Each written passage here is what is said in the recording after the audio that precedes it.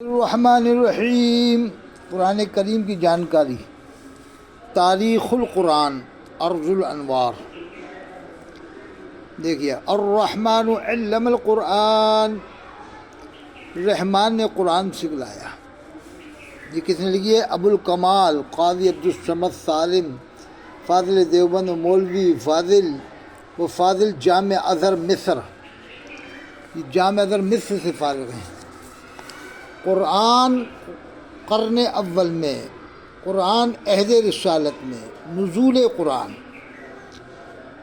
دیکھیے وہی مطلوع کے ذریعے سے جو خدا کا کلام رسول کریم صلی اللہ علیہ وسلم کو پہنچا، اس کو قرآن کہتے ہیں۔ خداوند ذوالجلال نے قرآن مجید کو 55 مختلف ناموں، 55 خداوند ذوالجلال نے قرآن مجید کو 55 مختلف ناموں سے ذکر کیا، یعنی کتاب ذکر بھی ہے قرآن کا نام، ذکر جیسے قرآن میں انا نحن نزلنا الذکر، ہم نے نازل کیا ذکر یعنی قرآن، یہ قرآن کا نام ہے ذکر۔ 55 نام ہے قرآن کی، کتاب، صحف، قرآن، فرقان وغیرہ وغیرہ سے ملقب فرمایا۔ رب العزت نے قرآن مجید کو ماہ رمضان المبارک کی لیلۃ القدر میں لوح محفوظ سے، لوح محفوظ کوئی تختی یا کتاب نہیں بلکہ وہ ایک مرتبہ تعین علمی کا ہے جس میں تمام معلومات باری تعالیٰ ثبت ہے۔ دیکھیے آپ، اسی نزول کے متعلق قرآن مجید میں ارشاد ہے، انا انزلناہ فی لیلۃ القدر، ہم نے قرآن کو شب قدر میں اتارا۔ ارشاد شہر رمضان الذی انزل فیہ القرآن، وہ رمضان کا مہینہ ہے جس میں قرآن اتارا گیا۔ ان آیات میں انزال کا ذکر ہے، ان آیات میں انا انزلناہ فی لیلۃ القدر شہر رمضان الذی انزل فیہ القرآن، یہ بہت باریک نکتے والی بات بتا رہا ہے۔ ان آیات میں انزال کا ذکر ہے، تنزیل کا بیان نہیں۔ دیکھو، انزال اور تنزیل کو سمجھنا، ان آیات میں انزال کا ذکر ہے، تنزیل کا بیان نہیں۔ انزال اور تنزیل میں فرق ہے۔ انزال ایک دم اتارنے کو کہتے ہیں، انزال ایک دم اتارنے کو کہتے ہیں، اور تنزیل بتدریج اتارنے کو، یعنی درجہ بدرجہ، درجہ بدرجہ، وہ تنزیل بتدریج اتارنے کو۔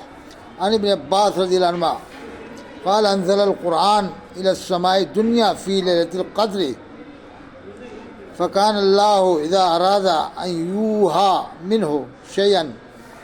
دیکھیے آپ، یعنی خداوند کریم نے شب قدر میں قرآن کو آسمان دنیا پر اتارا، یعنی خداوند کریم نے شب قدر میں قرآن کو آسمان دنیا پر اتارا، وہاں سے تھوڑا تھوڑا نازل ہوتا رہا، وہاں سے تھوڑا تھوڑا نازل ہوتا رہا۔ مستدرک حاکم جلد ثانی، شب قدر رمضان کی آخری طاق راتوں میں ہوتی ہے۔ بعض بزرگوں نے شب قدر کو 27ویں شب رمضان میں قرار دیا ہے۔ دیکھیے آپ، یہ کتنی بہترین بات لکھی ہے، آپ دیکھیں آپ۔ اب کاتبان وحی کتنے تھے ان کے نام دیکھیں، صفحہ 20۔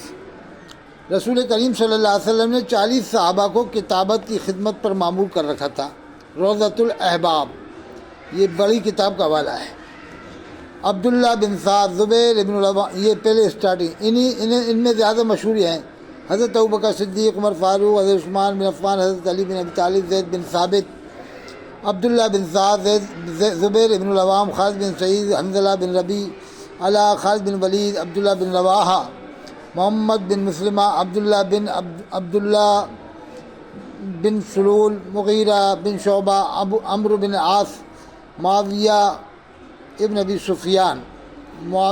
سفیان، جہم۔ یہ دیکھو آپ، اب یہ کہتے ہیں کہ خالی ایک ہی کاتب بتاتے ہیں، یہ حضرت امیر معاویہ کو بریلی والے، باقی اور کسی کو نہیں بتاتے لوگ عام طور سے۔ قرآن کا پوری جانکاری دیکھیں آپ۔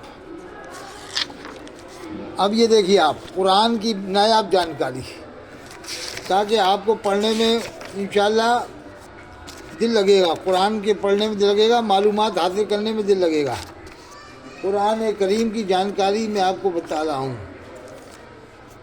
یہ آپ قرآن کریم کی جانکاری حاصل کریں تاکہ قرآن، دیکھیے رکوع اس کی تعین معنی کے لحاظ سے کی گئی ہے، یعنی جہاں ایک سلسلہ کلام ختم ہوا وہاں رکوع کی علامت حاشیے پر عین بنا دی گئی ہے۔ مشائخ بخارا نے پورے قرآن کریم کو 540 رکوع پر تقسیم کیا تاکہ تراویح میں قرآن کا ختم 27ویں شب میں ہو سکے، یعنی 27ویں شب میں 20 رکوع کے اعتبار سے۔ رموز اوقاف قرآن کی طباعت۔ قرآن کی طباعت کا جب تک پریس ایجاد نہیں ہوا تو قرآن کریم تمام نسخے قلم سے لکھے جاتے تھے۔ پریس ایجاد ہونے پر سب سے پہلے ہیمبرگ کے مقام پر 113 ہجری میں قرآن کریم طبع ہوا۔ مسلمانوں سب سے پہلے مولائے عثمان نے روس کے شہر سینٹ پیٹرس برگ میں 1887 عیسوی میں قرآن کریم کا ایک نسخہ طبع کرایا۔ پھر 1828 عیسوی میں ایران کے شہر توران میں قرآن کریم کو پتھر پر چھاپا گیا۔ پھر اس کے مطبوعے نسخے دنیا بھر میں عام ہو گئے۔ قرآن اور اس کی تدوین۔